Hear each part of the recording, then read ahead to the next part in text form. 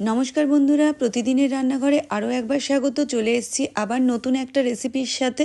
আজকে আমি যেটা দেখাবো সেটা হচ্ছে লোকজন এলে ঝটপট আপনি কিন্তু স্ন্যাক্স হিসেবে সার্ভ করতে পারবেন একটা ডিমের ফ্রাই।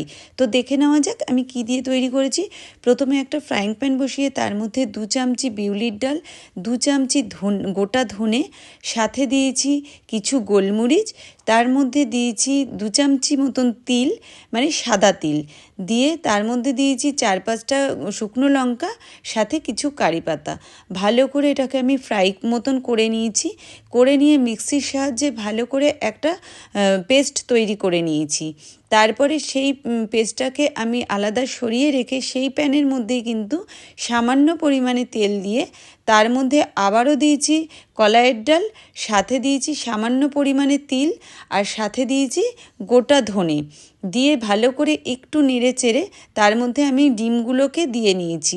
ডিমগুলো আগে থেকেই কিন্তু আমি সেদ্ধ করে টুকরো করে রেখেছিলাম। ডিমগুলো নিয়ে তার মধ্যে সামান্য পরিমাণে নুন আর হলুদ মেখে রেখেছিলাম। এবার এই ডিমগুলোকে আমি কড়াইতে দিয়ে ভালো করে নাড়াচাড়া করে হালকা করে ফ্রাই করব। করার পর এই যে তৈরি করা মশলাটাকে আমি ওর মধ্যে ছড়িয়ে দেবো। ছড়িয়ে দিয়ে একটু ধনে পাতা আর সাথে কিন্তু লেবুর রস দিয়ে ভালো করে একটু ফ্রাই করলেই রেডি আমাদের ডিম ফ্রাই।